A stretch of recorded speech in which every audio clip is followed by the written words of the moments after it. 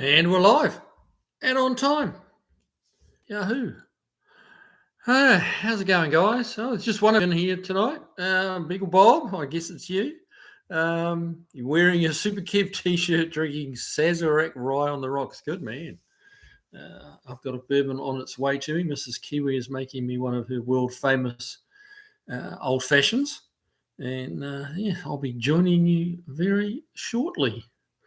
So who else have we got in their house? We got a little notice here. New managing moderators can support your channel. There you go. We'll worry about that later. Old timer, hey man, how you doing? Good to have you here.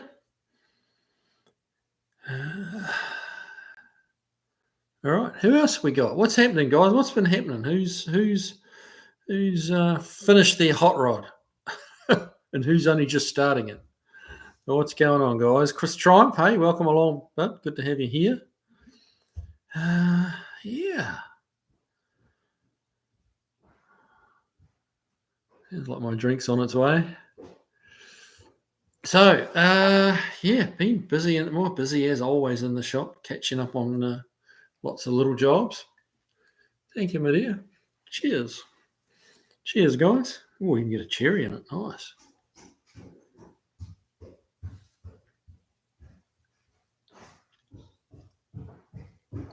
Old timer Abalur, 12-year-old Scotch tonight. Very nice. Beagle Bob. We've got coolant in my Mustang. Broke thermostat housing, but they are cheap and plentiful.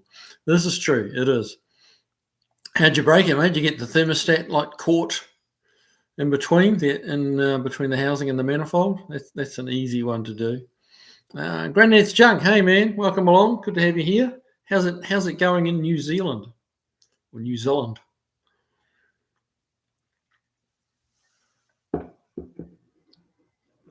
Sixth Street Garage. Welcome along. So I don't know what it's been like in your guys' parts of the world, but it's been hot as Hades here in Franklin. Man, it was brutally hot today. It was like 93 or 4 or something, and felt like 99. It certainly did feel like 99. Old timer, that big red poncho was my kind of GM. That was a pretty cool car. Granny's Junk had a beautiful sunny day yesterday. Yeah, well, New Zealand's heading kind of wintertime, really, isn't it?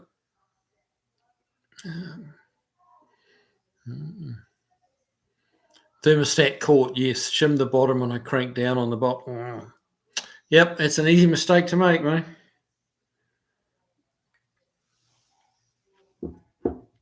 Have you seen the trick? And it's what I usually do. Get an elastic band, thread it through the little bridge part of the thermostat, pull it through into the thermostat and put like a pencil or a pen or a stick of something across there to hold the elastic band, and that pulls the thermostat into the housing, stops it sliding out of the way, and you just pop it on, put your 2 bolts in there, release one end of the elastic band, and then pull it through. Real simple and real easy, and it's like, why didn't I think of that before? Hope that made sense. I know exactly what I'm talking about, but I'm not sure how well I explained it. Old time, 102 degrees Fahrenheit here today in my truck thermometer. Ouch. Yeah, it's hot, man. It's really hot. The Lower Man's Vintage Garage, LVG. I think we'll just start calling you LVG. You got such a long name, man. So LVG, I think we'll officially christen you now. But it's good to have you along.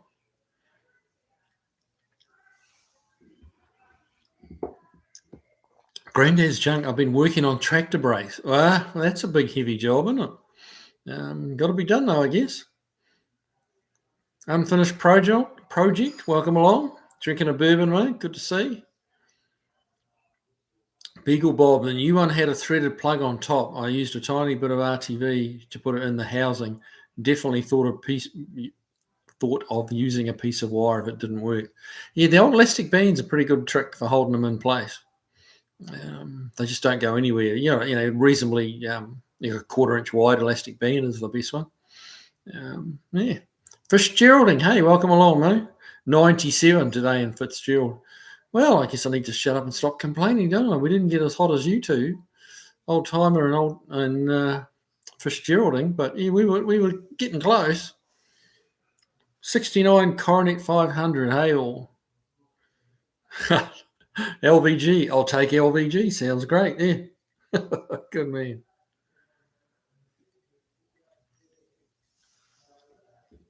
Unfinished project Catalina. Yeah, that Catalina was sweet. That's such a nice car. And I actually like talking with the guy. I don't think he knows it's nice. I don't think he quite understands how, like, what a unicorn it is.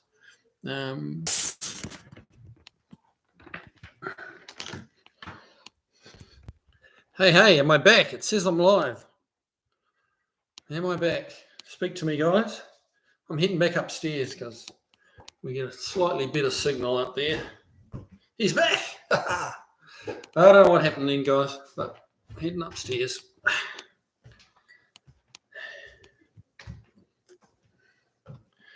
So where were we before we were so rudely interrupted by the internet?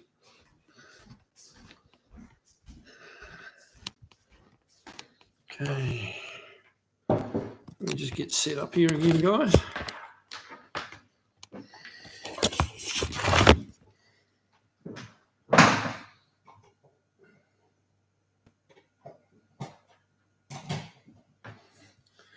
Right. Okay, let's scroll up, see what we were up to.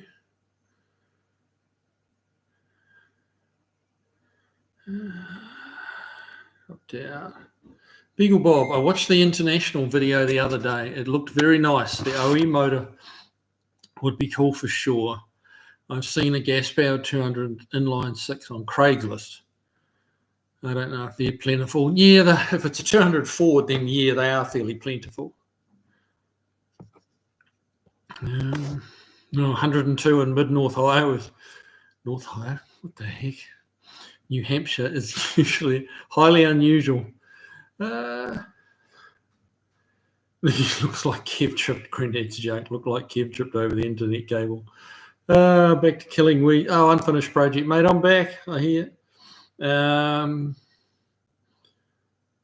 What do we got? Pop's Mustang Shop. Question for you. I have a stuck hydraulic lifter on a 68 302. Some people say add ATF to the motor oil and run it. It could clean out and free up the lifter. Have you ever heard of that? Yes, I have heard of that. ATF has a lot of cleaning agents in it. It is quite good to to run an engine to get rid of some of the sludge and stuff like that. Lifters, in my experience, have generally collapsed and they're just not going to come back. It's not so much that they're stuck. But, there's always, there's no golden rules on that stuff. I'd probably want to go in, if it's really clacking loud, I'd probably want to go in and invest. Whoa, that's bright. Wow. Can you see me? There we go. The camera readjusted a little. I'd be tempted to go in and have a look if it's a really loud. If it's just kind of ticking away and not too bad, then throw some ATF at it, see what happens. Unfinished project could just as easily trash your cam, pull it out, take it apart, clean it, put it back in. Unfinished project's not wrong there. As I say, if it's really clacking, then that means there's a lot of clearance. And your cam and your lifter and your rocker and your valve are all getting hammered every time you hear that loud ticking. So you imagine, if you're going down the road at 2,500 revs, they're getting hammered 2,500 times a minute, or, well, probably not quite that, but yeah, they're getting hammered a lot. And so if it's loud, have a look at it, see what's going on. Barracuda, hey man, welcome along. Good to have you here. Josh Homan, good to have you here.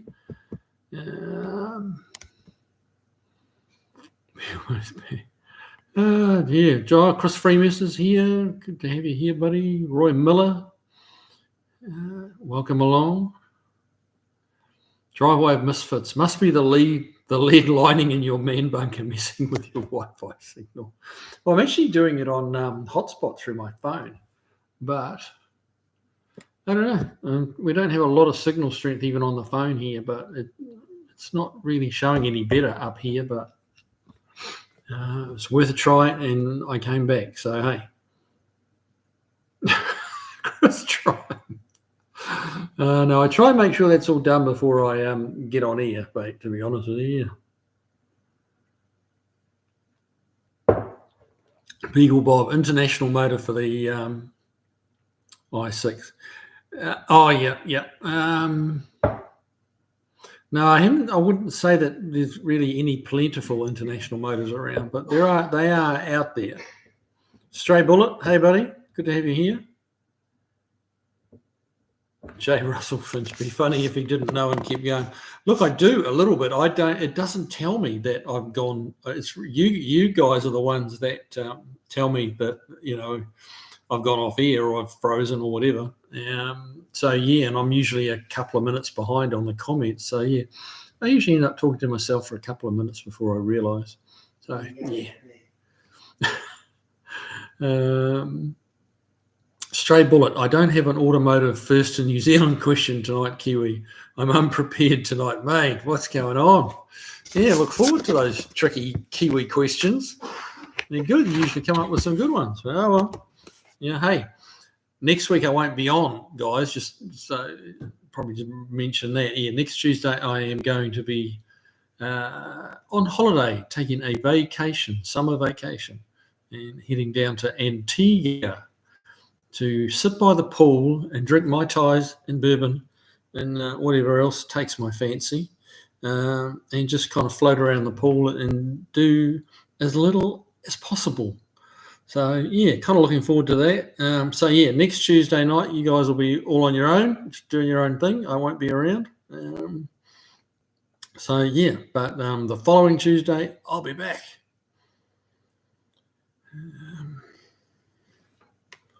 Phil Buckley, welcome along, bud. Good to have you here.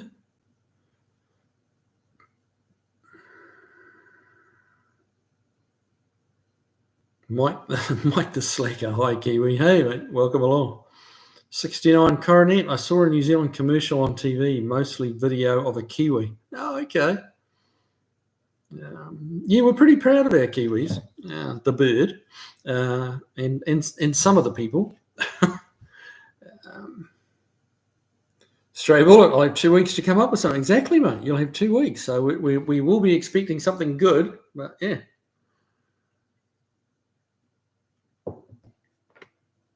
Pop's Mustang Shop. Yeah, that's good advice. Oh, I hope it works for you, bud. I do. All right. What else is going on, guys? Well, I've been kind of keeping bookings a little thin and getting caught up on things because I don't want too many cars left hanging over at the shop for a week and a day that I'm going to be like gone from Friday through to the following Monday. So 6 business days and a couple of weekends. So yeah, didn't want too many cars left in there like half done or as little as possible. So yeah, the videos are going to be a little thin on the ground, unfortunately. I have just finished one on Large Marge. We just had her in the shop and doing a few little bits and pieces in preparation for a bigger attack on her. Getting the motor out, getting the motor away to get done, getting the trans out, getting the trans done, and all that kind of thing. So, but yeah, we kind of made a quick video about that and what the plans are. So watch out for that. And then yeah, it's probably going to be all a little quiet on the Kiwi front for a week and a half.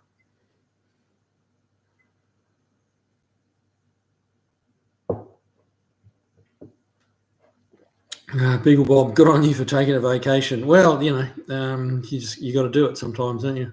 I feel bad about missing work, but at the same time, I'm quite happy about missing work. So it's definitely a bit of a double-edged sword. But you need it. You need to kind of unwind and de-stress a little bit. I just have to decide how much I'm going to leave my phone switched on. I will be taking it with me, but yeah, I'm just going to try and ignore it as much as possible. Phil Buckley had a drama on the road last night. Turbo failed on the Cummins. Mate mechanic got the last three-man turbo in the country and transport 800 kilometres. Had to get it going by 1 a.m. Total job 11 hours. Wow. That's a bit of work. That's a pretty darn good effort, mate. Well done. Well done. What sort of Cummins? Is like a full-size truck, tractor unit type Cummins, or a like a Dodge Ram type Cummins? Driveway of misfits, hide the keys. Less Kev go joyriding while you're away.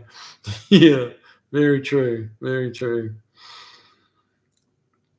Granddad's junk. You Yankees have got the Chev Nomad to get together in July. My mate is going to it. Oh, okay. There's actually a dedicated Nomad event. Okay, I wasn't even aware of that.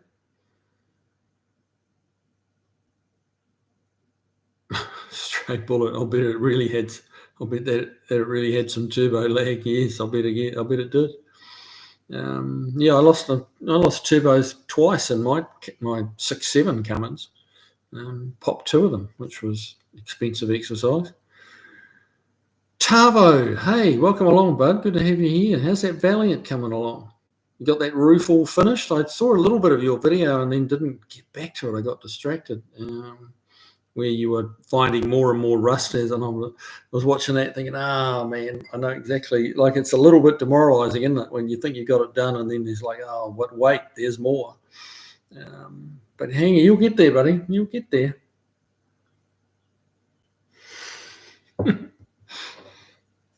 Driveway of misfits. What's this thing called de-stress you're talking about?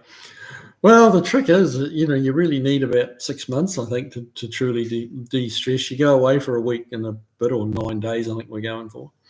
And in the first 3 days, starting to relax, remembering how to relax a bit, and then you spend the last 2 days of the holiday getting wound up again, knowing what's coming on Monday, and which leaves you just a handful of days in the middle there where you're actually truly relaxed.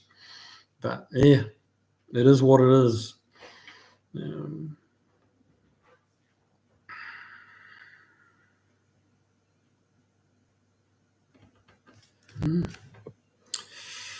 What's happening over there in Australia, Tavo? You've been keeping an eye on our esteemed leader and his antics going on over here.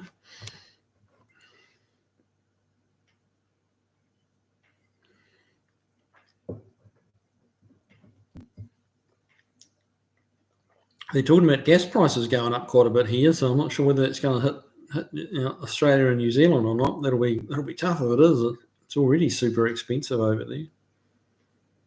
Beagle Bob, hearing about those turbo failures makes me glad I have a rebuild kit in the mail for my power stroke as a precautionary measure. That's a pretty smart move, actually. They all have, turbos fail. That's just a fact of life. No matter whether it's a Ford or a Mopar or whatever, they fail. Tawa, yeah, coming along, Kiwi. Found it all now in that area. So working from the top down will be a couple of patches in the A-pillar bend, factory join, and a small spot in the plenum. Well, that's not bad. Yeah, it should be a cool car when you get it done.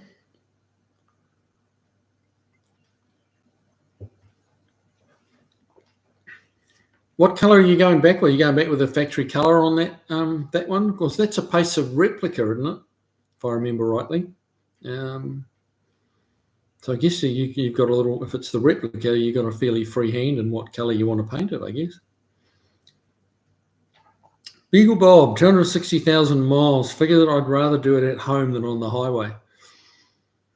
Yeah, 260. That's getting up there, isn't it?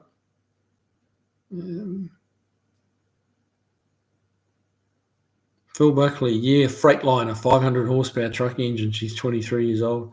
Yeah, that's done some work, isn't it? That's very cool. 69 Coronet, all prices dropped way back today. I didn't realise that. Okay, hopefully not much of a spike coming. Well, that'd be nice, yeah. That's interesting. The price has dropped. Yeah, yeah, it's so hard to know for us mere mortals just what's going on at that level. The political and the business manoeuvring, and yeah, when the countries start releasing oil from here and there, and the pricing seems very orchestrated to me. But we're not supposed to be talking about politics, but hey, so that's on me. I started that.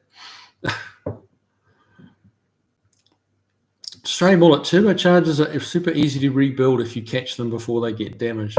Yeah, that's probably why it's worth. Bigger with 260 miles on it. If it's not had a turbo rebuilt before, might be a good time to do it.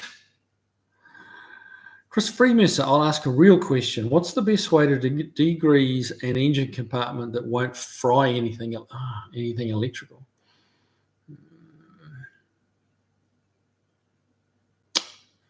Well, if you've got anything,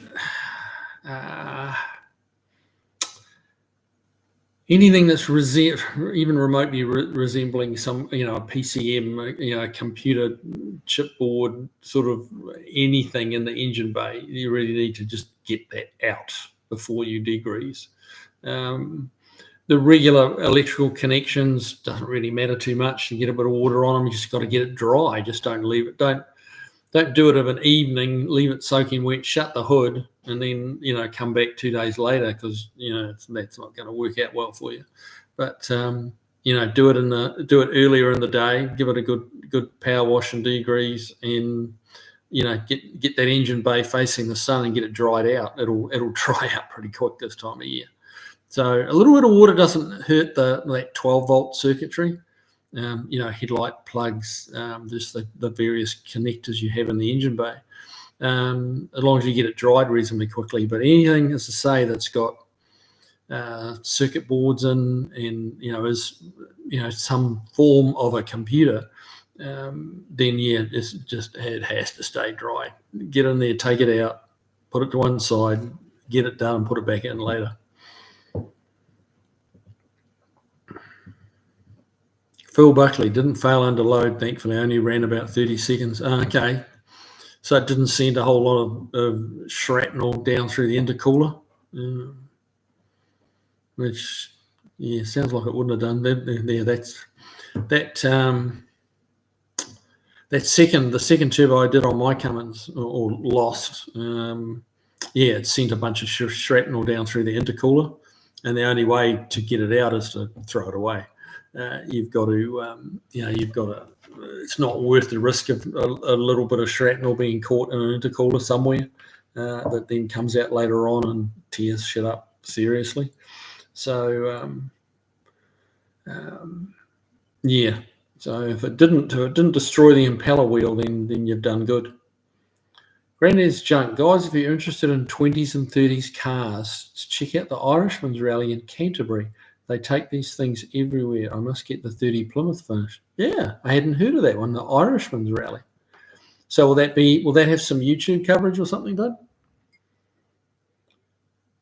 Tavo, still have the lower rear quarters and sills, rockers to patch, and then we start dent knocking out. Not much there. No, I don't remember seeing a lot of dents on it. Tava, yes, the Valley will be a replica tribute to my first Pacer, which itself was a SOA car, special order in deep chartreuse. Oh, very nice. So what does the SOA stand for? Special order something. There you go. Curious. Stray bullet, don't get into the electronics. Yeah, electrics, not so bad. Electronics, very bad. Stab it, WD-40, yep. Stray bullet, I cover electronics with plastic grocery bags. That's a good idea too, yep, absolutely.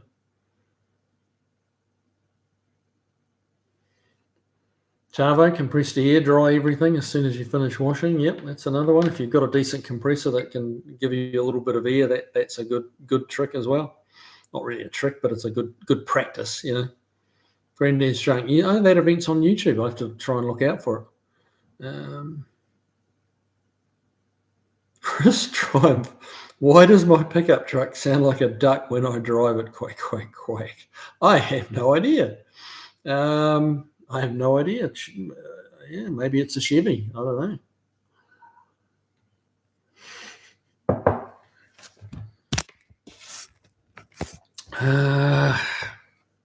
What else have we got going on here? Stephen H. Bunky Bird. He retracted his message. I wonder what that was. SOA special order approval. Okay. Approval. Huh. I wonder if it was a special order Australia or something, but no, approval. Okay. LVG question. What is the best way to flush a radiator transmission cooler? Just sent the Cruiser-Matic off for rebuild and want to clean all the lines.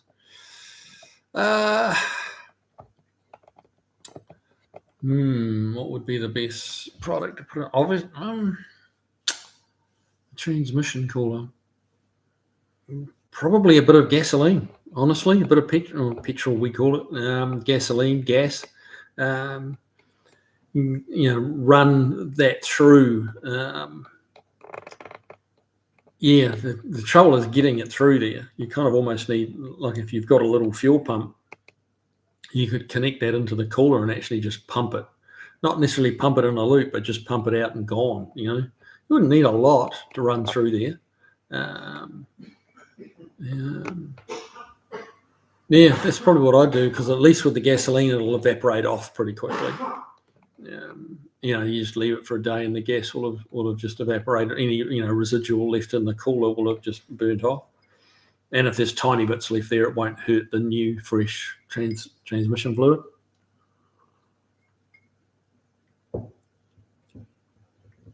Barry Cooter, Kiwi, have you seen New Zealand YouTube channel, The Roaring Season?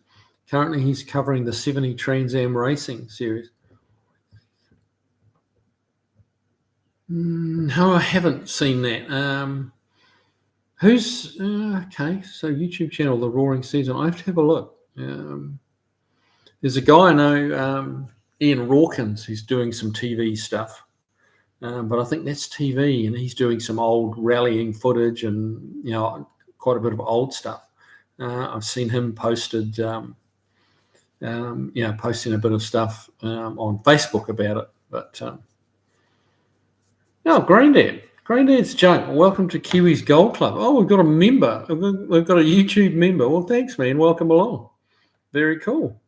I do believe you're the first member of Kiwi Classics and Customs YouTube channel. So that's cool. Good for you, man. That's awesome. Stephen H. Bunkybird. Hey, Kiwi from Knox Vegas, just east of you. Knox Vegas. I haven't heard it called that before.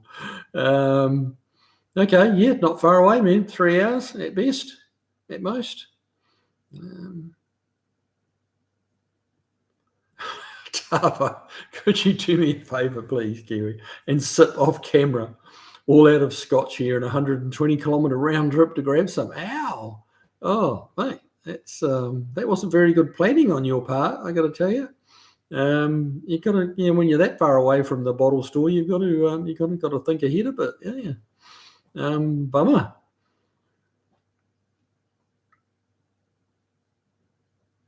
Lang Conley, just realised that Kiwi is an anagram of wiki. I suppose it is, yeah. Chris Triumph, Bourbon time, yeah. Stray Bullet, a transmission shop gave me an aerosol can of some cleaner to hook up to the transmission lines to flush them out once. I can't remember the name of it though. Okay. Yeah, flushing the lines is a good idea too. Especially, if the old fluid that came out when you're getting it rebuilt, was black or nasty or whatever. Remembering that Auto Trans do have a filter in them anyway, there shouldn't be that much junk pumping around on them unless it just got worn out and burnt up,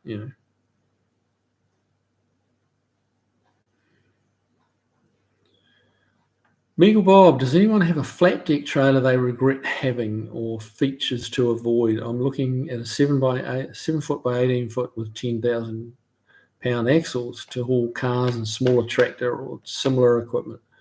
Not sure about features to avoid, but my strong advice would be to get yourself a really good winch for it. Don't penny pinch on the winch. Get yourself a good winch that's bolted down onto that front of that trailer. And if you can, get one with a remote, like trigger to actually make it go in and out. The remote ones just means you're not tied to a cable, a wire that's not long enough. You can stand by the car, and steer it before it's even started going up the ramps with a wireless remote for the winch, and that makes life a lot easier.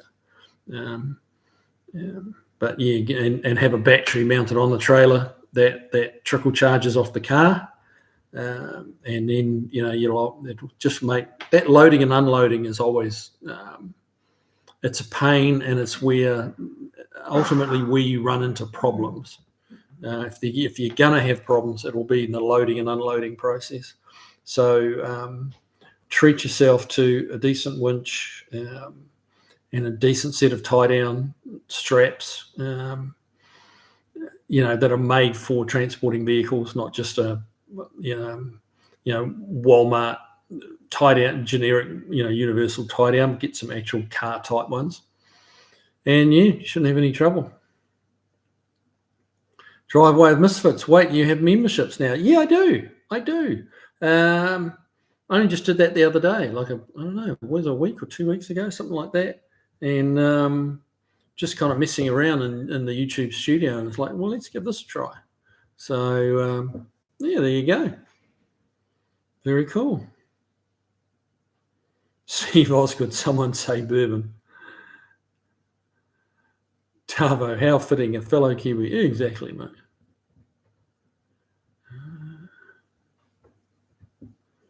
Granddad's Junk, I really enjoy your channel. Top bloke, brotherhood. Oh man, that's good. I'm glad you enjoy it, but I'm gonna maybe one day we can catch up down in New Zealand sometime. But yeah, unfortunately, I'm a kind of North Islander and you're a South Islander, so that'll happen one day, mate. One day.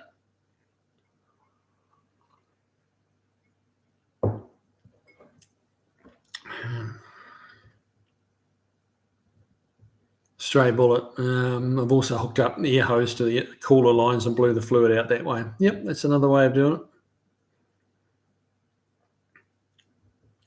Tavo, my car trailer is only a toy but can carry most Aussie cars. Has a remote electric winch. Wouldn't be without that. But now, exactly. Yeah, once you've had one, you kind of go,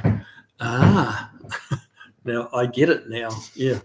The remote really does make a big difference. Beagle Bob, last car I loaded on a rental trailer was a roller, and I just pushed it on. Bought to come along the next day. I do plan on some way overbuilt straps. Yeah. Because there's nothing worse than a car coming off a trailer. It doesn't happen very often, realistically, but it does happen. It does happen. And one other little bit of advice I would give you is your trailer, presumably your tow vehicle, you be the one to check all the straps. And I'll typically, if it's my trailer or my car, I will just take on the job of strapping it down completely. And if someone else helps you, then it is 100% your responsibility to go around and check everything they did. It doesn't matter who it is. One person has to eyeball all the straps and make sure that they're happy with all the straps, not just, you got that one over there, didn't you, Bob? Yeah, I did, mate. Yeah. And he thinks you're talking about something else, and that's when shit comes off trailers. So, if I get a customer come in, and he wants to take his car away in a trailer, I'll help guide him up and that kind of thing. And then it's like, okay, car's sitting there on the trailer, you tie it down. And I'll step away and I'll say, then that's up to you to tie it down and get it on there safe, and there'll be no mix-ups that way.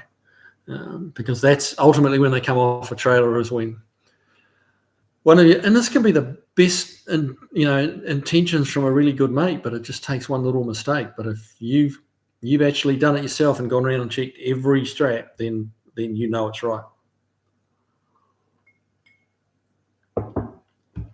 Steve Osgood, how's the bourbon in Kiwi land? Well, they don't actually make bourbon. Like, strictly speaking, bourbon can only be made in Kentucky.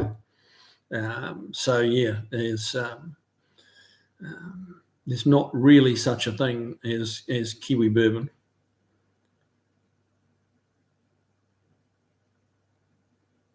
It kind of is.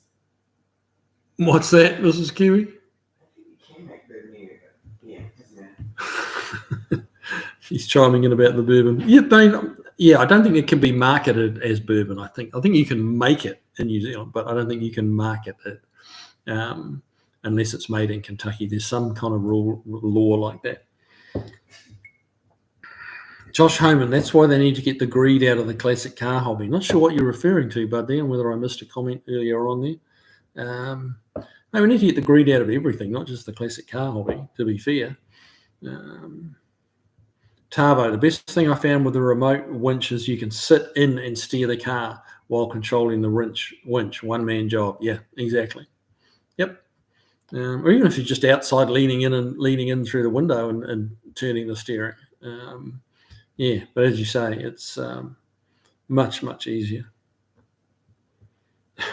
Granddad's junk. Yes, and stay for a week. Bring your tools. There you go. I'm sure you'd keep me busy.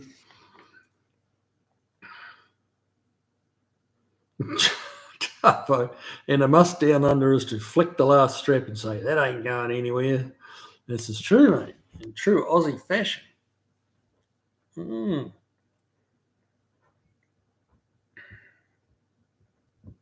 Steve Osgood, yes, all bourbon is made here. I mean, did you get all the best USA imported bourbon in New Zealand? It's a pretty popular drink, yes. I don't know whether we get as big a selection as there is here, but it's a pretty decent selection, yeah. Probably some of the smaller kind of boutique breweries, I think they call them, are not available over in New Zealand just because they, probably all they can make is getting sold locally anyway. They don't need to export it. But certainly all the mainstream names that you that your guys are all familiar with are available in New Zealand as well. Yeah. Driveway of Misfits, welcome to the Kiwi clan.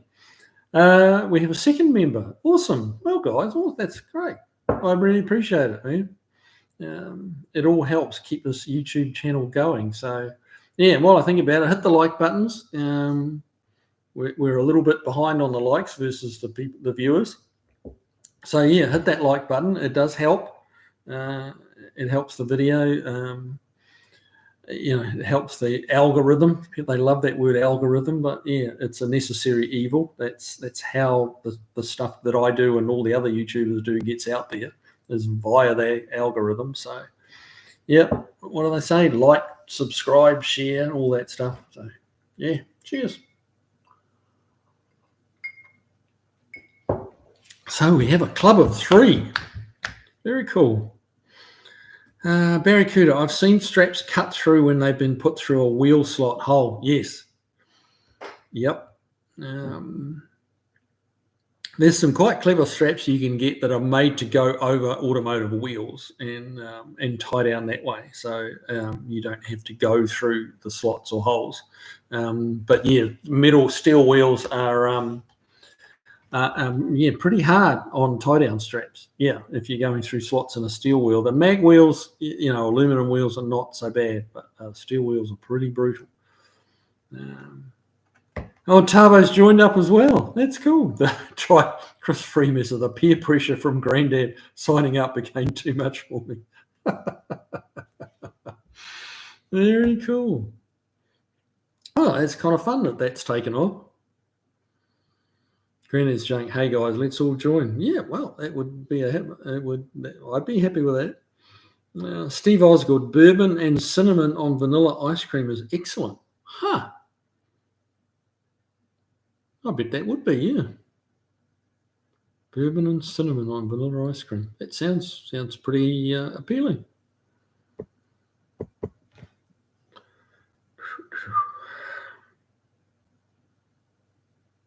Stray Bullet, you can purchase the correct straps from various tow truck supply companies. Yeah. I mean, they are kind of mass produced. You just got to find the right place. Tow truck supply companies. I guess they do have their own tow truck. There's enough tow trucks around. They have their own companies, supply companies. That would be the way to do it for sure. Paul Funk, good evening. Welcome along, sir.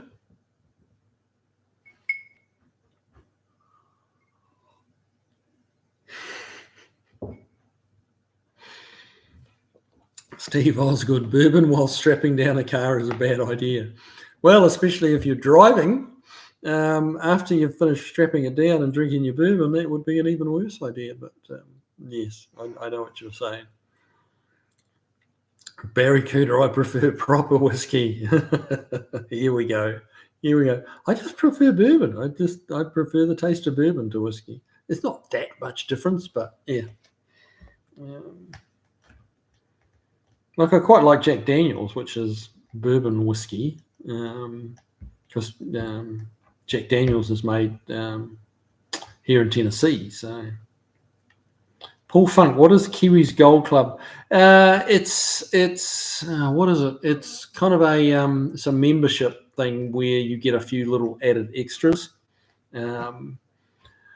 For that membership, you get like early access to some of the videos, some members only videos. Just little extra perks for being a member of the channel. And it's really, it's just a way of, if we're being brutally honest, of monetizing the channel a little more.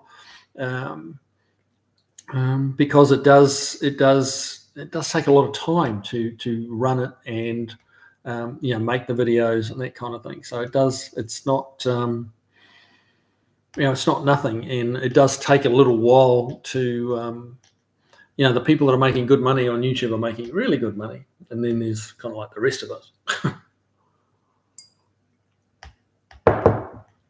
But there's the reason I believe a lot of people like myself do it is for that camaraderie. It's just a bit of fun, If I deliberately don't look at like my effective hourly rate of what it takes versus what YouTube pay me, because I'd probably give up in a heartbeat, because there's people at Walmart getting a lot more a higher hourly rate than I get on YouTube, but I also have a lot of fun with it. So, that has a value.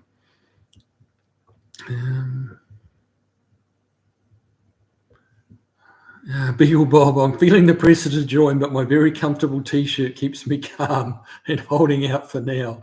Anyone want to ask me where I got it? Here you go. Very good quality T-shirts, those, huh? Steve Osgood, Nectar of the Gods. Indeed it is. Tavo, definitely more partial to Scotch here, but I do have Scottish lineage. Well, there you go. Granddad's Junk, I think they still make Hokanui moonshine only for the Hokanui motorcycle rally. Oh, wow. That's cool.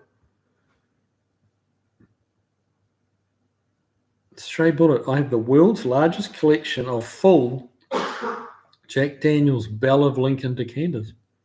Okay, I didn't even know that was a thing. Bell of Lincoln decanters.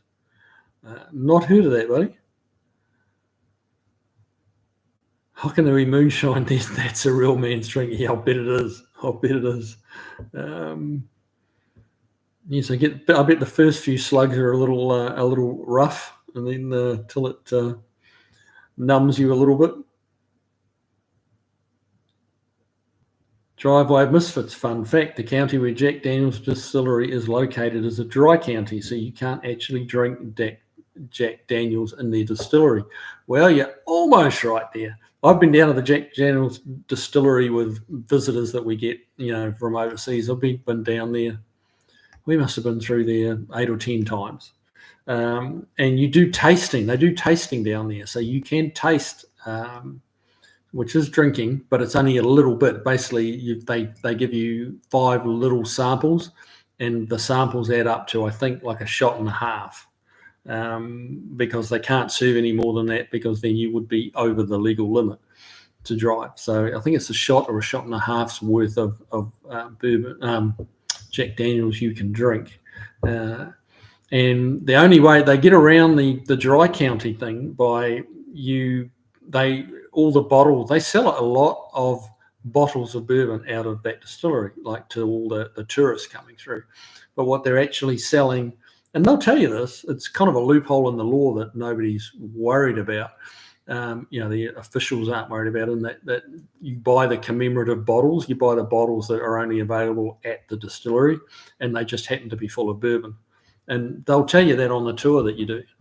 That's their workaround. So yes, you can drink a little bit in the county that Jack Daniels is located, but yeah, it is a very small amount. And there's nothing to stop you if you buy alcohol and bring it into that county. What's the name of the county, Mary? Lynchburg, Tennessee. Lynchburg. Yes, but it's Lynchburg. Yeah, it's Lynchburg, Tennessee. I'm not sure the name of the county, but it's Lynchburg, Tennessee. Yeah, you can bring alcohol into that county. You just can't buy it there. 69 Coronet. Kiwi will be giving private haka lessons for members. Yeah. Man, I'd pay money to see that. It ain't happening, but, just saying. Wayne Buzzell, hey Kiwi, hotter than a $2 piston here. NH is New Hampshire, right? I think. I hope. A $2 piston, good grief. Granddad's Jake, stray bullet, where do you live? And we will pop in and help you empty them. Barracuda, I've seen enough hackers. Mate, the American public on large kind of thing, it just can't get enough of the haka. People, so many people, we get asked about that, when they find out you're from New Zealand. Oh, it's always, that haka's just amazing. People love it. You do get a little tired of it in New Zealand, I'll give you that, Barracuda. But yeah, it's very popular offshore.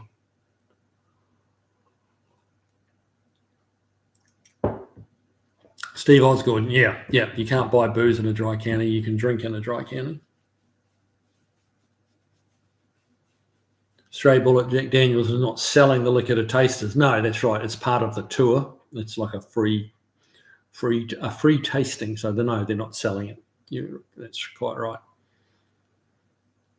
Michael Welch, I bought my car trailer in '98. The use of that trailer has made it the best investment I ever made. Oh, well, that's cool. You've had it quite a while. They're handy to have, no doubt. They're very handy to have. Vance Joachim, the glare on the picture behind you is too hard on my eyes. So sorry about that, man. I can't even actually, looking at my screen, I'm not seeing that, but there you go. Sorry about that.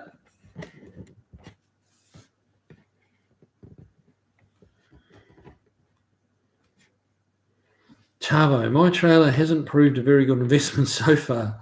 Used it 4 times in 4 years. Registration on it cost me more than hiring trailers would have been. But it's handy to be there when needed. Yeah, that's the truth. 4 times in 4 years. That's not a lot, is it? I've always found whenever you've got a trailer, you've got extra mates that want to borrow it.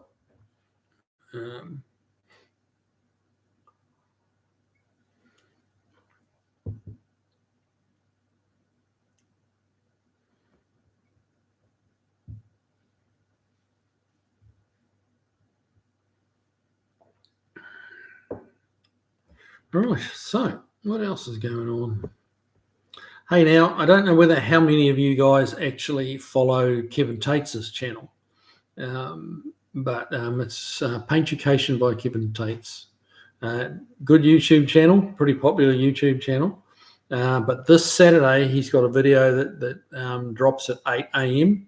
And that's me and him working on my F100, putting new front fenders and new core support and all that stuff on it.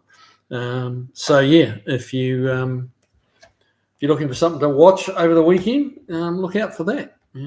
It should be a good video. Kevin's pretty slick at putting his videos together, and he always injects a bit of humor and stuff in there. So it's usually a good watch, and I'll be there, kind of, trying to make it fun of him as much as I can. But you probably edit that out. So.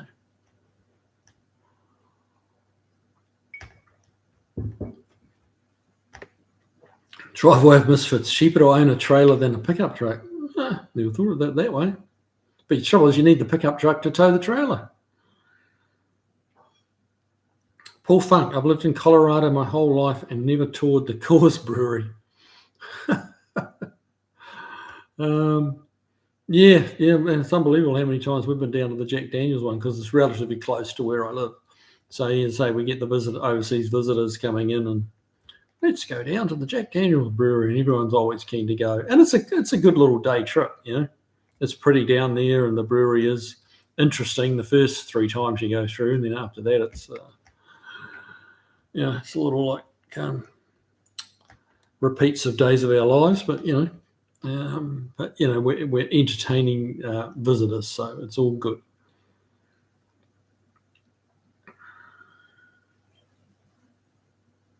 Stray bullet over ramp track. Yeah, that's the way to go.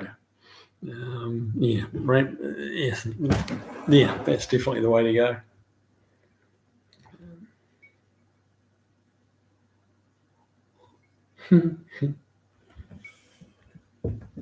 Driveway of Misfits. Have you seen how much pickups trucks cost these days? Yes, they're holding their price pretty well, aren't they? And goodness me, getting a new one. Wow.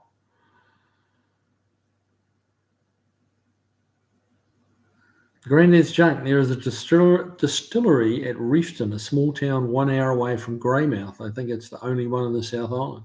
Really? The only distillery, or is it only distillery, or only, like, what is it? What sort of alcohol does it make?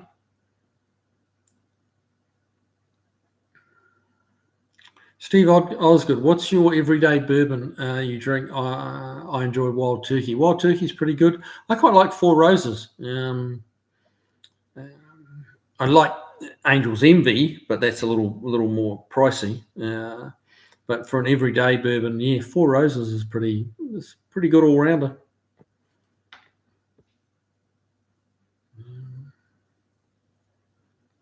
But yeah, I've got a reasonable collection of bourbons actually. I've probably got 25 or 30 bottles sitting over there. But, there's some double ups, but yeah, there's a lot of different drops of bourbon over there in our little alcohol corner. Some are commemorative bottles from different breweries we've been to that may or may not get drunk one day. I don't know. But yeah, it's a little bit of fun.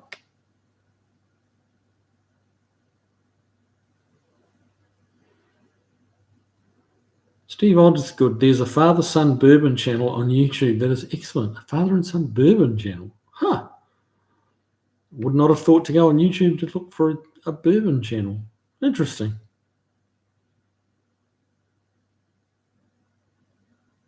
Pop's Mustang Shop. Thanks for the update on the Saturday morning video with Kevin. I have an all Ford pickup too. Cool. What year? Like old, or like old like my one? Yeah, I really need to try and get hold. I have to get hold of Kevin and get the link to the video so I can post it on my channel, just to give it that a little bit of a plug. Seeing as like it's a joint video really between me and him, but it is on his channel. So the better that video does, the better for everybody, because that video is sponsored by AMD. They supplied the fenders and the core support and stuff like that. So the more people we can get watching that, the better it'll be for everybody. So yeah, I will try and get that posted up on my channel there before 8 a.m. on Saturday.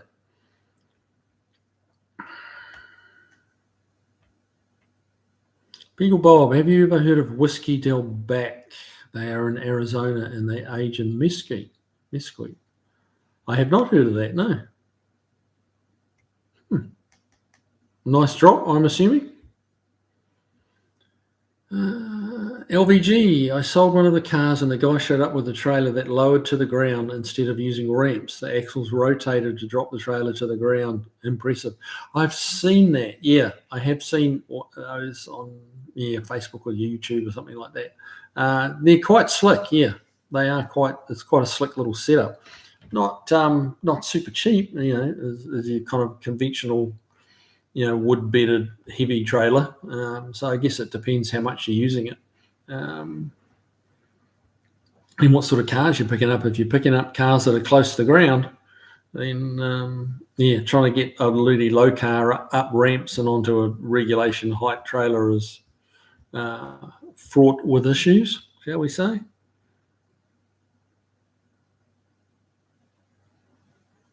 Stephen Bunky Bird bought an enclosed trailer in 2007. Never regretted. Also a $100 permanent tag. Yeah, we can't get permanent tags for trailers. Permanent tags for cars, but not trailers. Driveway of misfits. Lock up the booze before you leave for vacation. Remember what Kev did to the booze cabinet last time you left town. Yes, indeed. Yes, it was a bit of a massacre.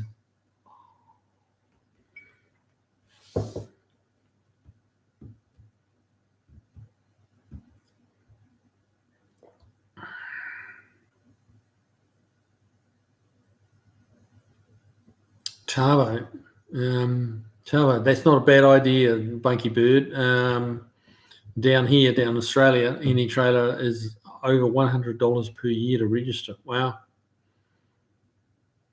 Yeah, if you're only using it once a year, Tavo, you really would be better off just renting one, wouldn't you? But you say you've got it, it's yours, and if you decide, there's going to be a time on your pacer when you're probably going to have to tow it to the paint shop, tow it here, tow it there, and you'll probably at some point use it half a dozen times in a 2-month period, and you can at that point. So yeah, it'll come back to you, mate. Dean Stevenson, welcome along, sir. Welcome along.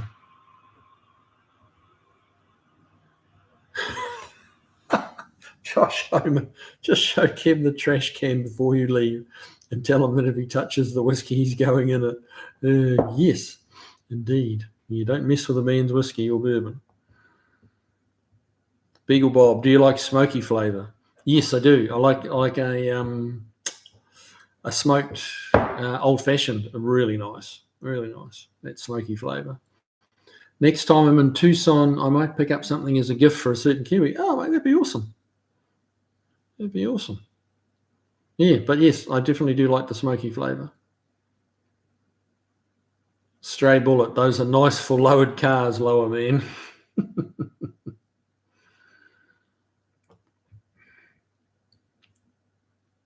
Beagle Bob, I have a permanent tag on my enclosed trailer. It varies by state. There you go.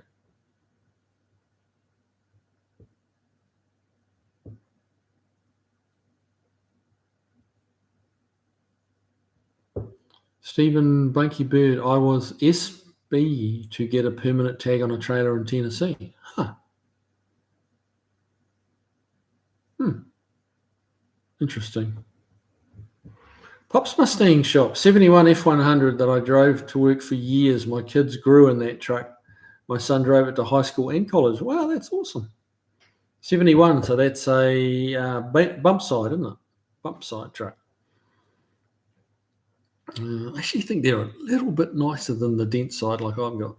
I don't know, they just look a little older. I guess it's just a little bit more 60s, which is kind of my favourite decade for cars, really, 50s and 60s.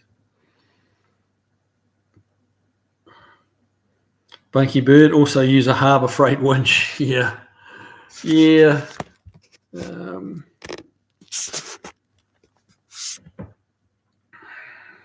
Yeah, the winches I really dislike are those boat trailer winches, and people try and use them to haul cars up, and it really just doesn't work because they're cheap. And it's like, yeah, you just drive yourself around the bend with a cheap one, spend the money, get a good one. Granddad's drunk. Trailers are $35 per year. Tavo, that sounds a lot fairer. Yeah, well, it would do, wouldn't it? Yeah. And that's New Zealand dollars too, mate, which is less than an Aussie dollar.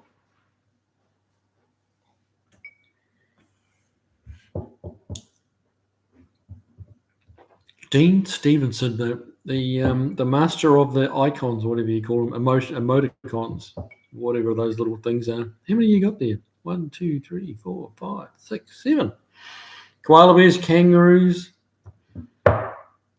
boomerangs, kiwi fruit.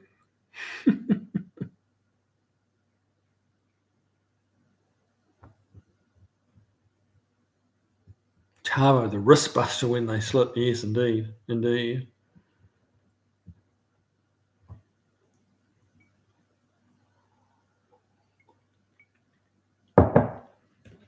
Right.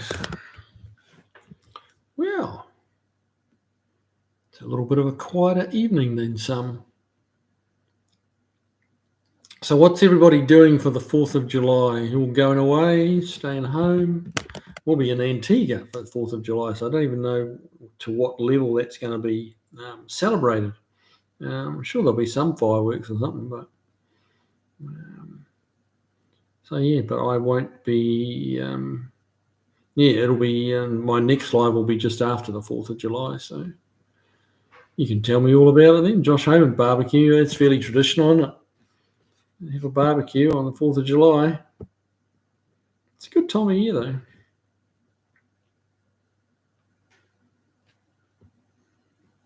Tavo, drop bear kiwi, not koala. It is? A drop? What's a drop bear?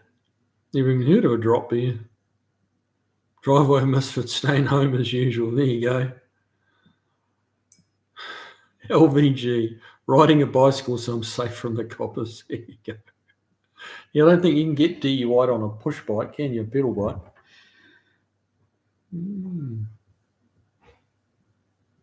Beagle Bob plan on drugging the dog so she's calmed down. Doesn't like the fireworks, huh? Yeah, a lot of dogs do not like the fireworks. They struggle with that. Probably be in bed by 10. There you go.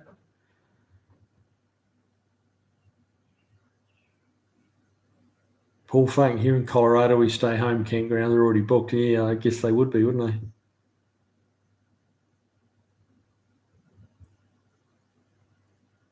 Drop beer, a lot of grog. Dean Stevenson, drop beer, a lot of grog. He said drop beer, not beer, but I don't know. He hasn't answered. Backyard clunkers, Mr. Kiwi, boy, I got a mess of a project. A friend of mine bought a mess of a 67 Camaro. I'll tag you in the video later in a couple of weeks about how messed up the car is. Oh dear. Well, at least with the Camaro, you can buy every single part you need. So, yeah.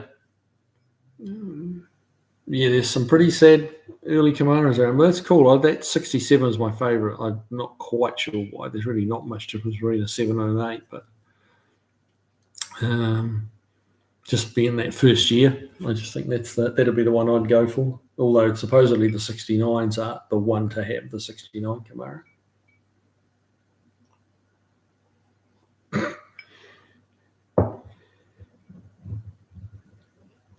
Granddad's jacket's a koala falling from a gum tree. Oh no, been smoking something probably. Paul Funk, Miss Bandemere Speedway fireworks show. That would be cool.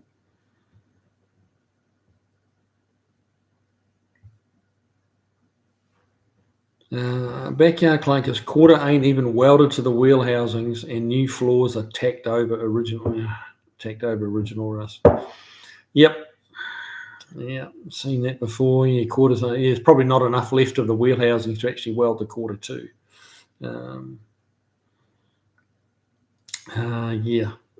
Seen that before. New floors just dropped in over the old ones. Yeah, some people think that's that's a good repair. Yeah, like some people's idea of doing it, like if it holds the carpet up, and the carpet, the rain doesn't fly up and hit the underside of the carpet, then it's a good repair. But yeah, no, not really. It's not. Tavo, unlike Aussie Valiants, you can buy a few lower patch panels. That's it for body parts. Yeah. Yeah. There's this. Yeah, I would have thought there'd be a little bit more production sheet metal available over in Aussie, because it's big business over there now. Is restoring those old Aussie cars.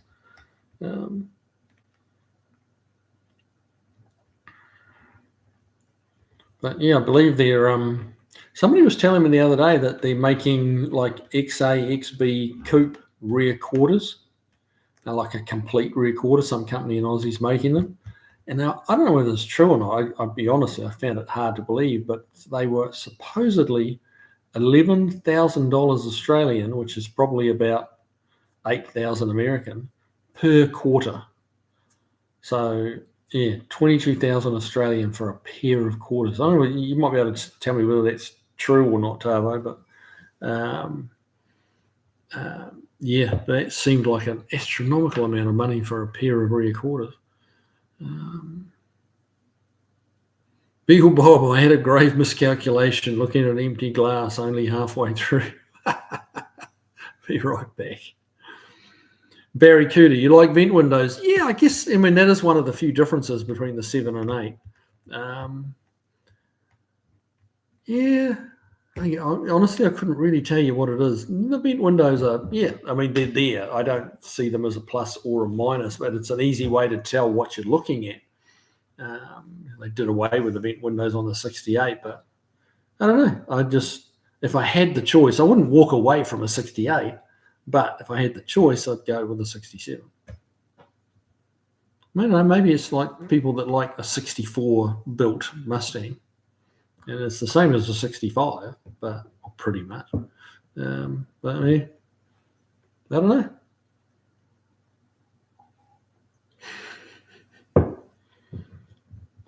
Driveway of misfits, koalas falling from gum trees. Sounds like a sticky situation. Well, yes, a little bit. No, LVG, you like that? Holding up the carpet? Yeah. Well, I guess it does its job,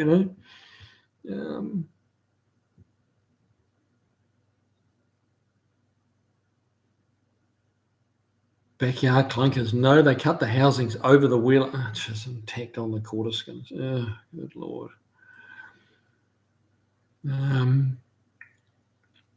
Yeah, that's I've seen it before. I have. It's usually those rust buckets we get through are Mustangs, but Camaros rust just like Mustangs do. Granddad's drunk. Chris, you may not have a eucalyptus trees there. Do they have eucalyptus? Yeah, they're not very. I think they do, but they're pretty few and far between. They're not like everywhere like Aussie. Tavo, Ford and Holden are better catered for. That's not dissimilar here, mate, honestly. Well, not Holdens, obviously, but Fords and Chevrolet are better catered for than the Mopars. Barracuda, koalas have VD. Yes, they do. Yes.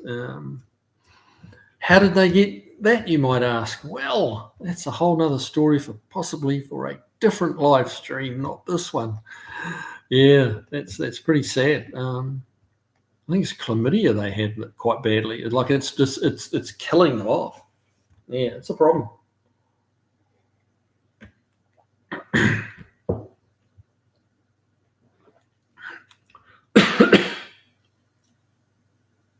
Stray bullet. Do they install and paint the quarters for that price? Oh, good Lord.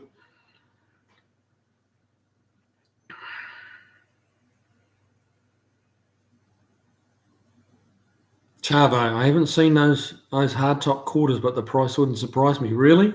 I just thought that was out of this, like, just unbelievable. That's kind of interesting. There's a place here now, and I believe it's one of the guys that used to be on that Kindigit show. And they've got this fancy new machine, and it's like a metal forming machine, and it's programmed that it slowly goes around with a little, not a printer or anything like that. They start with a flat piece of sheet metal, and it has this little pin, like a little ball on the end of a pin, and it goes around and it presses down, and it goes in a circular motion around the panel, and it turns a flat piece of metal, and it's like a 3 or 4 axis type thing, so it can move in and out, and the path it takes can be, like, it's not just a circle. Yes, it goes around in a circular fashion, but it takes all sorts of left and right turns within that lap, shall we say. And a couple of hours later, it spits out like a fully formed fender. Not the inner framework, if it's a fender that's got that inner framework, but they can make steel panels without a die. So they could make a quarter without a 500 ton press. And all the dies, the tooling and stuff. But I've seen a little bit about it, but it's quite interesting. It's Steve that works for me was telling me about it, showed me a little bit of it, and it's like, man, I need to kind of, that's interesting. I need to look at that a little bit more. But it crossed my mind that those guys, could probably spit out, some Aussie sheet metal.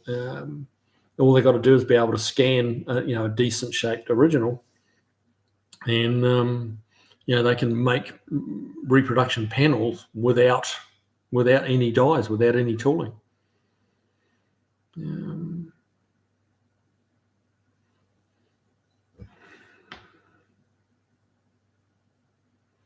We can Tava, we can get body stuff for the VG hard tops because the rear of the firewall, they're a Dodge Dart. Yeah, that's true.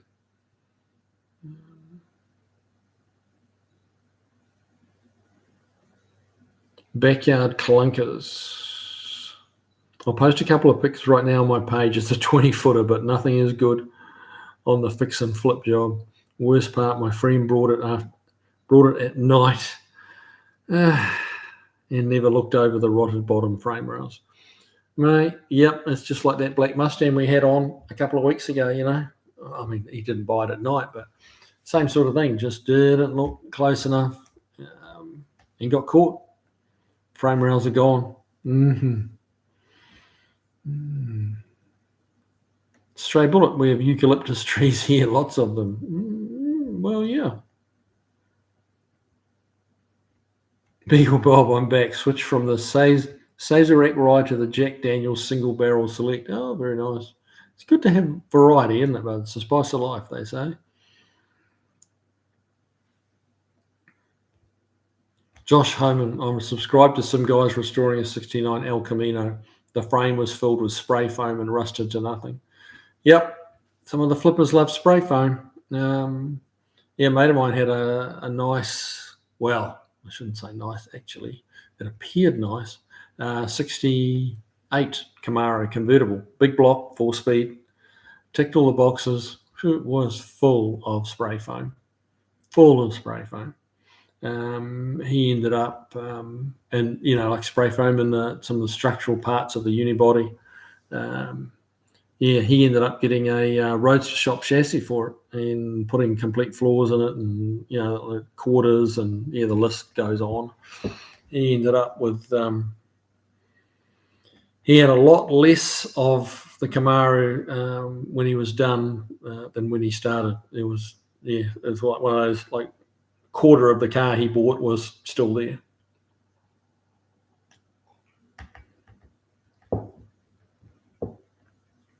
Stray bullet, I think they were going to raise the eucalyptus for lumber.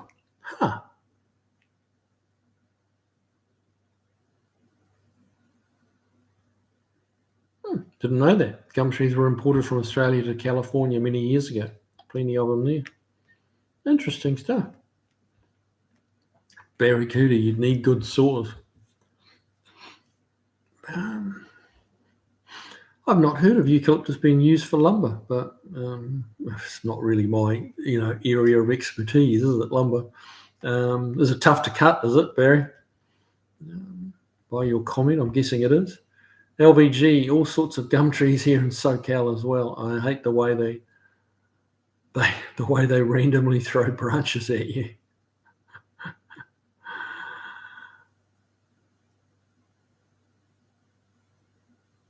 Granddad's junk. I drove from Berwick, about an hour north of Melbourne, to Port Adelaide. Very nice drive, 10 hours. Yeah, I've done Melbourne to Adelaide. I lived in Australia for about 12 months. Like a lifetime ago. And did Sydney, Melbourne, Adelaide, and then Adelaide back to Sydney. That was a long trip. Australia's a big place, man.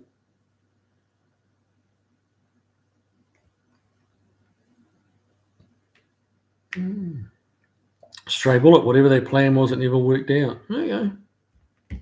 So they never farmed the eucalyptus tree. Interesting.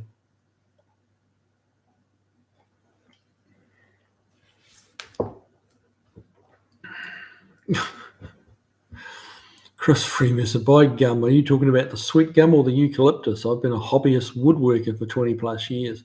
Never seen any gum other than sweet gum." There you go.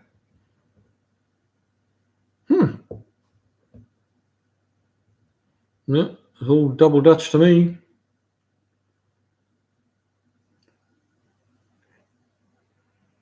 Tarbo, how long ago, Granddad's junk? The highways have been neglected so badly it wouldn't be a nice drive now. Oh, wow. Yeah, I remember driving back from Adelaide to Sydney.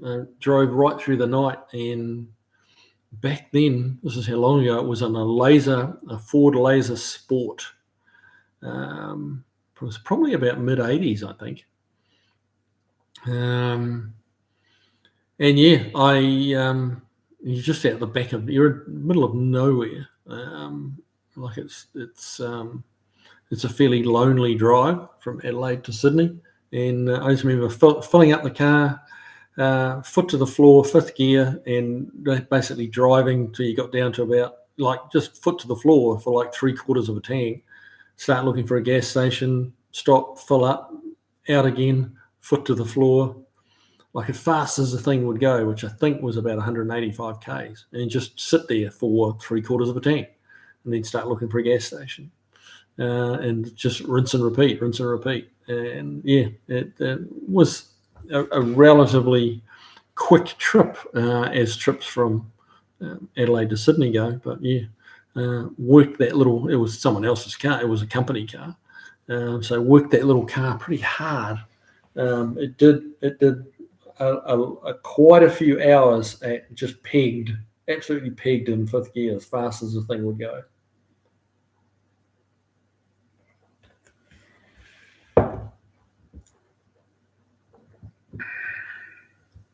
Barracuda, I did a bus trip from Melbourne to Cairns once. Wow, that is a long way.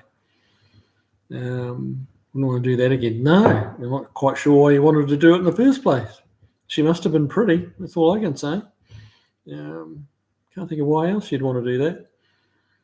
Phil Buckley, Howard Astle makes expensive forged sheet metal. Nice stuff, though. Okay, not heard of him. Howard Astle.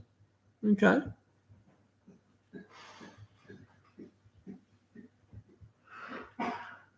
Granddad's junk, Tavo. In 2008, I was going to Lake Garden and the Speedway got cancelled, so stayed with the old man. There you go. 2008 was a while ago now, though, wasn't it? Doesn't seem like long ago. That was when I moved to the States, was 2008.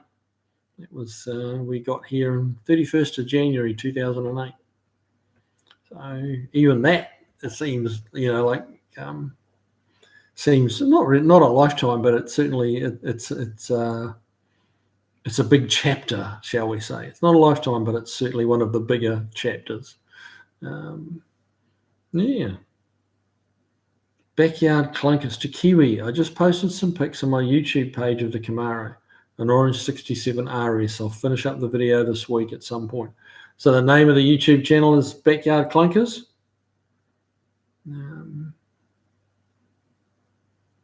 I assume. You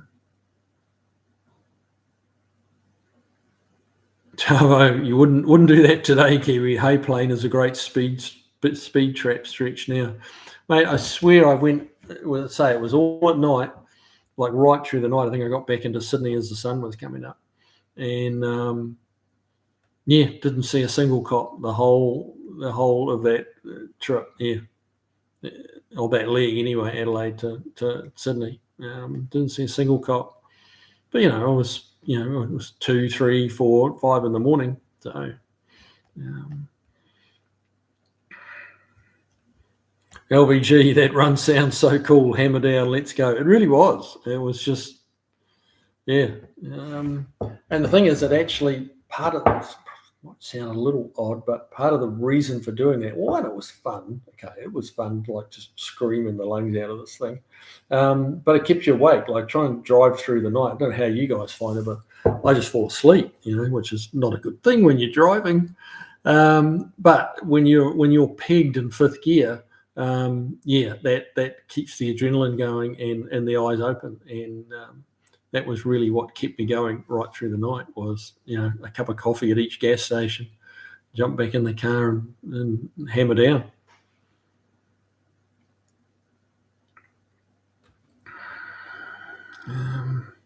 Backyard clunkers, spray foam and that sound deadening tar material over the floors. Yeah. It'd be nice to bring some of those guys, like drag their sorry asses over back to the car for the person who's trying to fix it and say, are you proud of what you did, mate? Like, really? Was this your best work, you prick? But the people that do that just don't care. Andy Nickel, hey, welcome to the room, bud. LOL, late again, work. Oh, mate, I know that feeling. But I'm going on holiday this week, a couple of days, mate. I've got 2 more days at work, then I'm on holiday. Yeehaw. Beagle Bob, hello, Andy.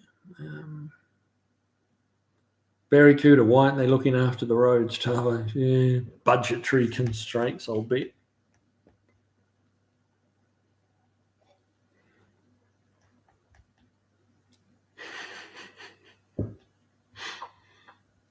Tavo, low priority in spending, too much money being spent on rainbow pedestrian crossings, etc. Oh dear. Driveway of Misfits, Kiwi's personal cannonball run. I guess it was in a way, yeah. I guess it was. It was a long drive.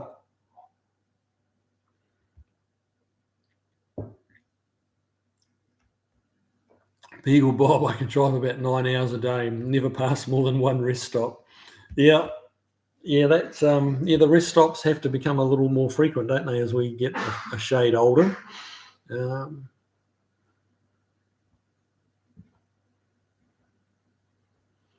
Barracuda, she was sitting next to me. Ah, well, there you go. All right. Oh, well. You must have really wanted to go to Cairns. That's all I can say. It's a hot, humid place, is Cairns.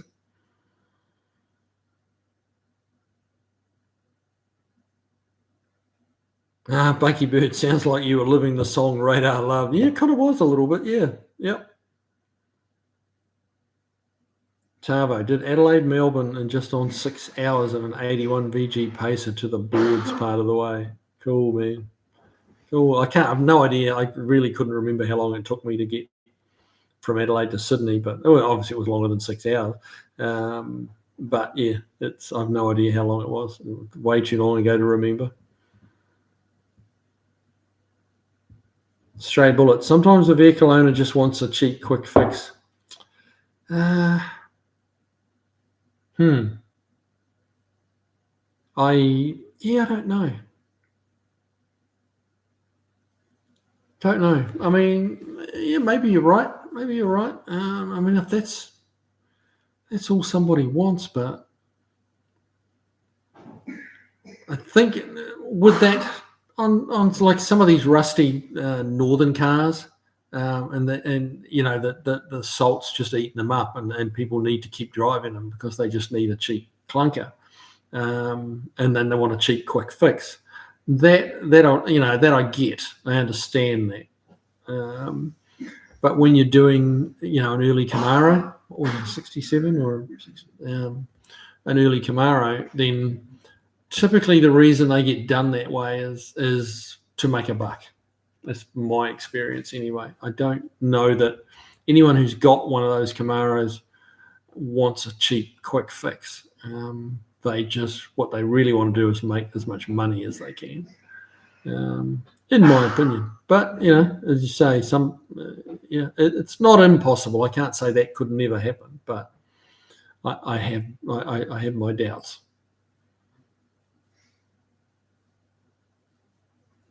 Granddad's junk Tavo, that's quick. I was in a 4-wheel drive diesel. Google Maps put that trip at 8.5 hours. You did it in 6, mate. That was trucking then. If you took 2.5 hours off, that's trucking. That's really trucking. Phil Buckley, farmed for chipping. Okay. That's the eucalyptus I assume you're talking about.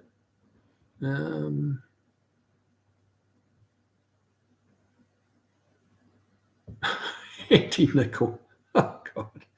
I used to drive Edmonton to Vancouver in 16 or so hours. Wow, that's a long way. Loved it. Now I'm good for 40 minutes. Oh, no. Yeah. Isn't time's a tough master, isn't it? Time is a tough master.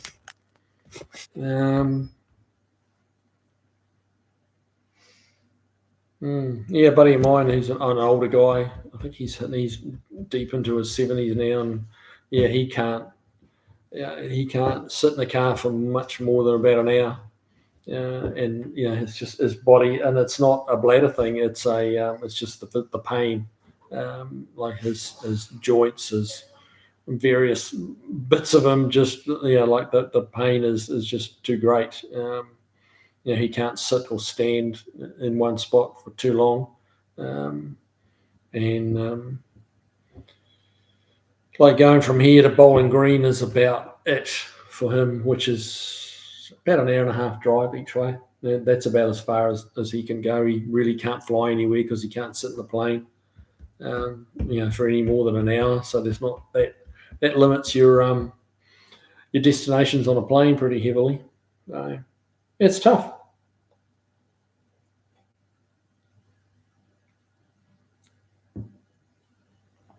Barry could have gone to Ayers Rock, but I thought I might get sick of that pretty quickly. It would be cool to see Ayers Rock, though, wouldn't it? It would be cool, but yeah, it's a long way out there. Crypto Billy, hey, welcome along, mate. Good to have you here. What else do we got? Chris Freemasser, the only people up here in the north using spray foam on their cars is trying to sell it, not fix it. Yeah, I tend to agree, mate. Yeah, I see what he's saying, and I think some people do get a very simplistic patch put on the floors in some of their northern cars, literally to hold the carpet up, and try and keep a little bit of the snow out in wintertime. Just so their feet don't fall through, really. So I think that does go on, but not on these old classic cars. I don't believe.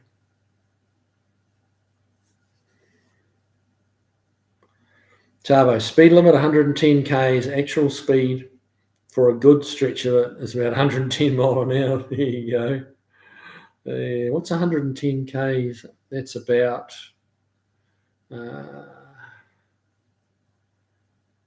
it's about 70, isn't it? It's about 70 mile an hour, I think. 110 kilometres an hour. 65 or 70. 80 k's is 50 mile an hour. Yeah, I think it's about 70. Andy Nickel, my legs won't take it, but I still love the drive. Yeah, there you go. Yeah, it kind of sucks, doesn't it?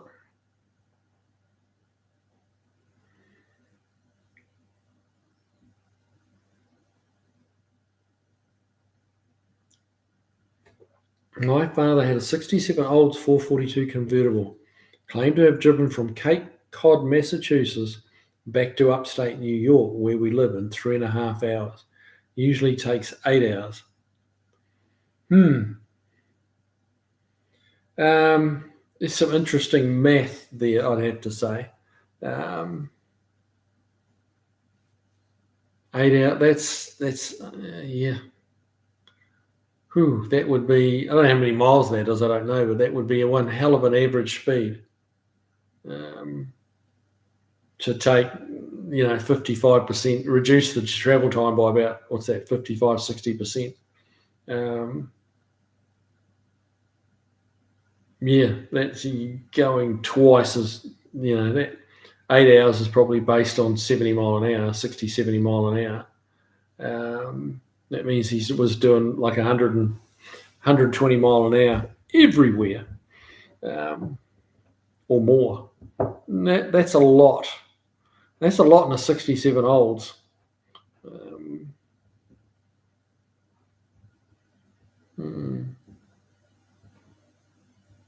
Driveway of Misfit said he got a speeding tickets 2 miles from home. That would piss you off, wouldn't it? TT, welcome along, bud. Good to have you here. Granddad's junk. Tavo, my brother, lives in Berwick. Oh, hang on. He shot up the page. In Berwick, so started from there. Half my family lives in Aussie. Okay. There's one or two of them. There was 1 or 2 people living over there in Aussie. Stray bullet. There was a time when a 67 Camaro was just another crappy used car. I suspect that some of those shoddy repairs were done at that time. I would agree with you 100% on that. Like, when I first started up the shop here in the States, and some of the cars I would see come through, I was just shocked. I couldn't believe people could do that to some of these cars, and given the value of the cars and the collectability of them.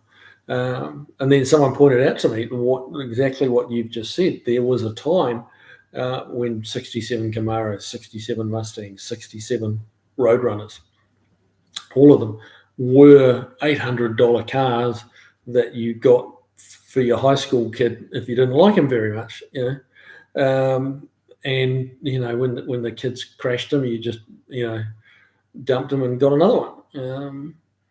They went through a time of their lives when they really weren't worth very much at all. I mean, some of those old you see occasionally pop up on social media, like some people have copies of old newspapers with some of the cars for sale in them, and some valuable cars, for $1,200, $800, $1,500, and cars that are worth a lot of money today.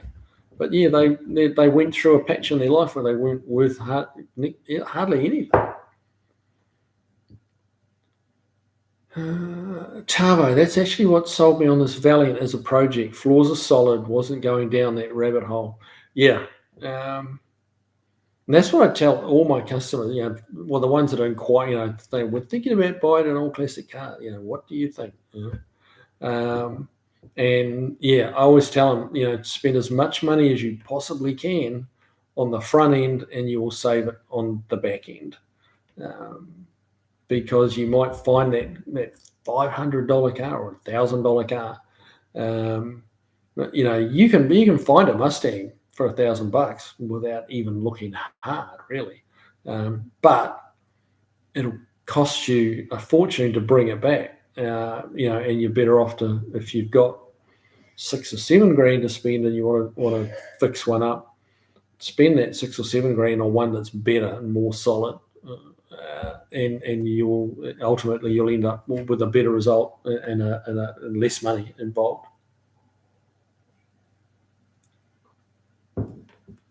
As was saying on that video on the Pontiac, that big red Pontiac, if that was for sale and it seemed a little expensive, whatever the number was, he didn't want to sell it, so there wasn't a number involved. But I was talking with someone, it's like, if that car was realistically worth 30 grand, and that's just a number, just for the sake of argument, I'm not saying it was or wasn't worth that, but let's say 30 grand, and he was really proud of it, and he wanted 35 for it.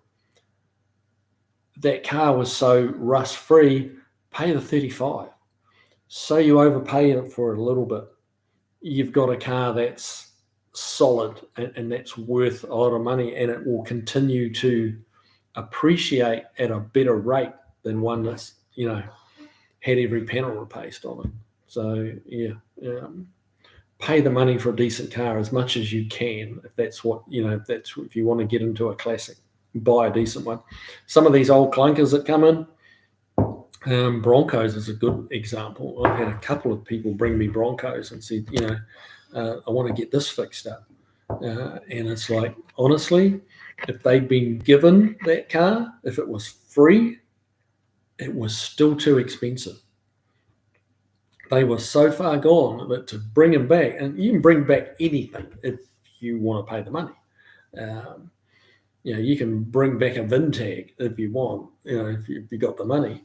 But honestly, some cars are, and I've said that to people, like, if that car had been free, it was still too expensive. Because you almost, for what it was going to cost to fix it, the people needed to give them the car and $5,000, and then that would have been a good deal. You could afford to fix it, but nobody does that.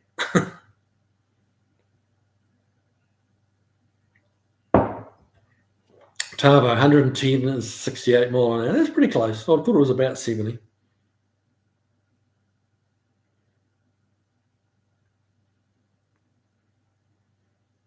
$110 mile an hour, 177 k's. Yeah, that's a little quicker, isn't it?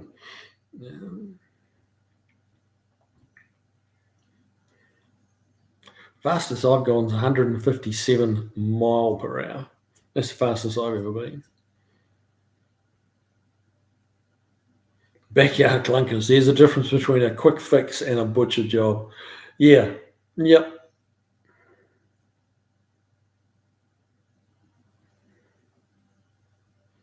Paul Funk, my sister has been to both Australia and New Zealand, and I hope to follow in her footsteps. Yeah, it's definitely a trip worth making, my friend. Definitely a trip worth making. It's a fantastic part of the world.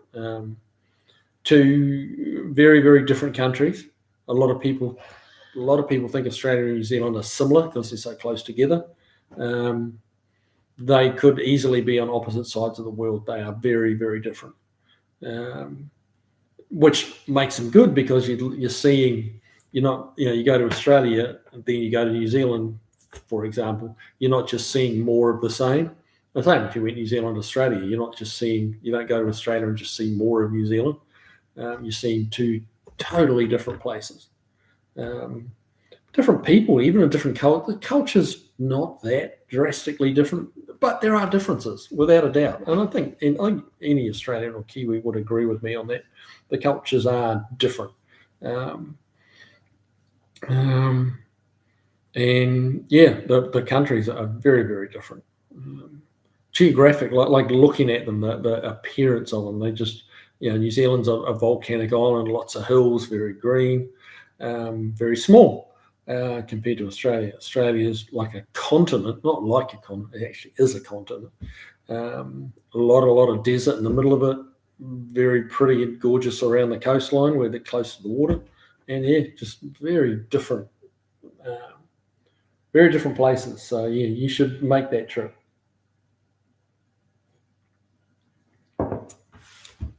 Very cool. The last speeding ticket I got was in 1982.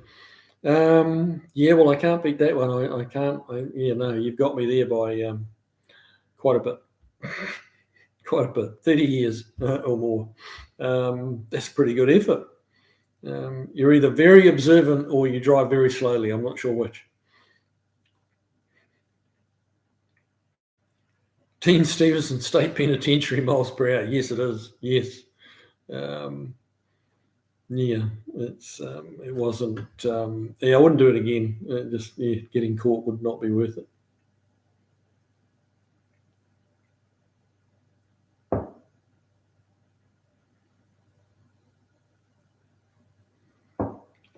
Backyard clunkers. Good news. My friend has to make a decision if he wants it tubbed, 4-link rear, or back to OEM. Decisions. OEM is going to be cheaper for sure, but yeah, now's the time to do all that stuff, tubbing it and 4-linking it and stuff. Yeah, it depends a lot on his budget, doesn't it?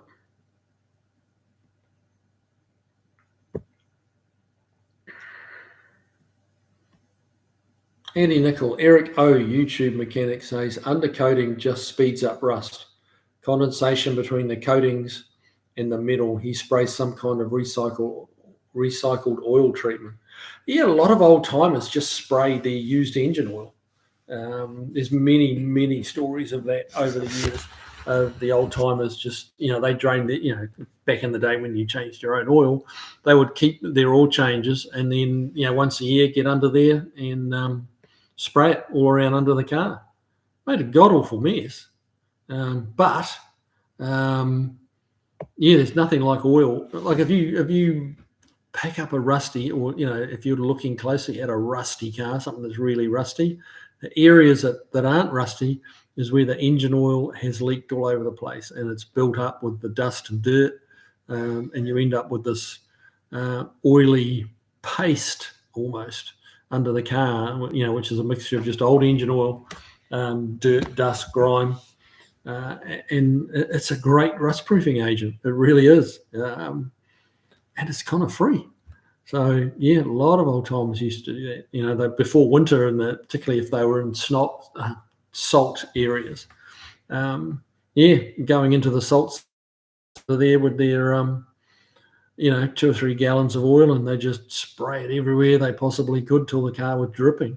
And go and hit the salty snow, and they'd survive to it. It didn't make them impervious, but it was a hell of an improvement over nothing.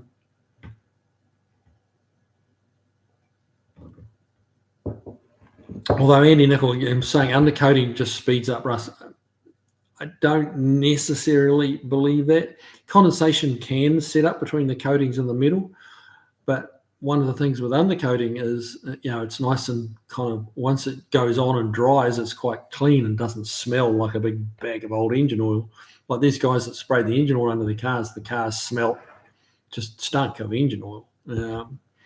Not everybody wants that, so they would get undercoating on their fairly new or new car, and it would dry and the smell would go away. And the trouble with it is the moisture condensation gets between the coatings when this coating starts to let go. When it gets too old and too dry, starts to crack and moisture creeps in and gets in there. But it's like putting undercoat on a car needs maintenance, like most things on cars. So if you just put the undercoat on and carry on for another 30 years, the undercoat's going to age, it's going to crack and split, and stuff's going to fall off, and moisture and condensation is going to get in there, and yes, it will accelerate the rust. But before it got old and cracked and failing, it was actually helping with rust. So, but you've got to maintain it, and that's the old guys spraying their cars down with engine oil, like they did it every year, if not twice a year, because it's maintenance. There's no free lunches. You've got to, you change the oil in your engine because it gets old and it starts to break down and fail, and your undercoating is exactly the same. If you never maintain the paintwork on the outside of your car, if you leave it out in the sun and you never clean it, you never give it a coat of wax, it's going to fail extra quick. But if you keep it nice, it'll stay nice. So, I kind of agree with him, but not 100%.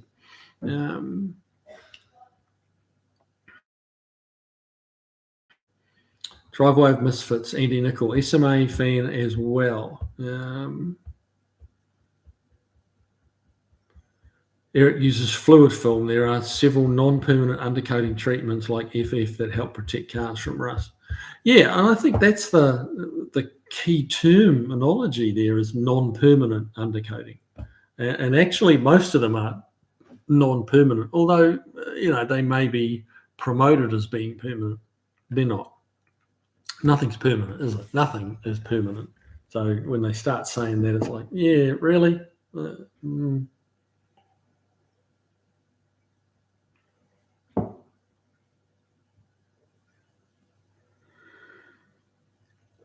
Backyard clunkers. Your undercoating should only be sprayed in wheel housing areas where there's going to be rock chips. It depends. I mean, there's several reasons why undercoating gets put on. It is a sound deadener, among other things. It's a rust preventative.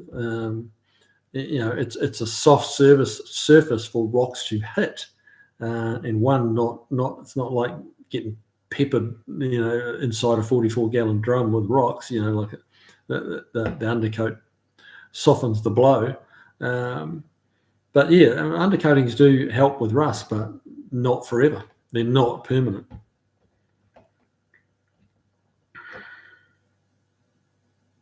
Andy Nickel, right driveway, fluid film. Biggle Bob, undercoating works great if it goes on clean metal. If you put it over top of rust, it won't help a damn thing. God, no, it will not. No, it will not. TT, when did you open the shop, Kiwi? It was 2012, I believe. 2012. So it's about 13 years we've been open. So yeah.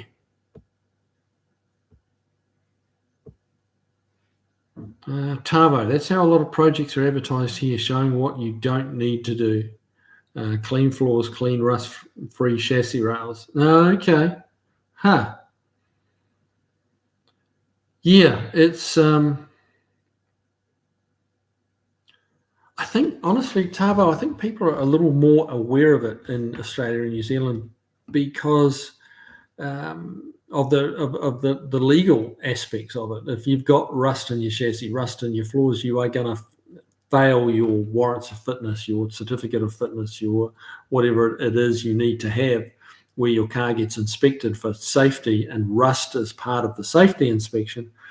So, people are much more aware of it. Here, I've had people say to me, I've shown people under their cars and they go, I had no idea it could rust like that. They're not, because here nobody gets failed for a warrant of fitness because there aren't, typically there's not warrants of fitness. And the American equivalent in the handful of states that have it is really not very stuff. Turn signals, brake lights, tread on the tires. They certainly never check brakes, brake linings.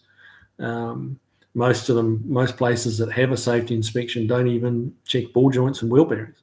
There seems to be an element of it, you were able to drive it here, it must be reasonably okay, to the testing station. It's kind of wild, it really is.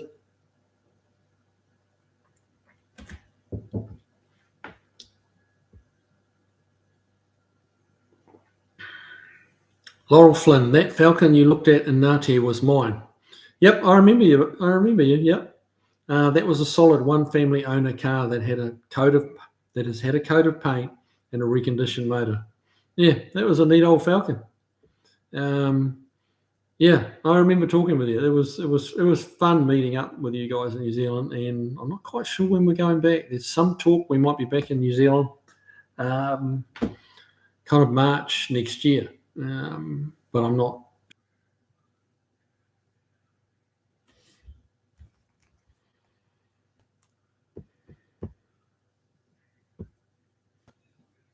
I came back. Again, I didn't realize we'd gone, but hey, it picked up again. Here I am, just to say good night. So, yeah, thanks again, guys. Look after yourselves. Get to work on your hot rods. Have some fun, and I will see you guys all in 2 weeks. So I won't be here next Tuesday, but I will be the following one. Take it easy, and I want to hear about everything you guys have done in that 2 week gap we're going to have. So I'm expecting big results from all of you guys. Okay, not so much from me because my big results will be how many Mai Tais I can manage to put away. So but that's all from me, guys. Take it easy. Have a great time. See you guys.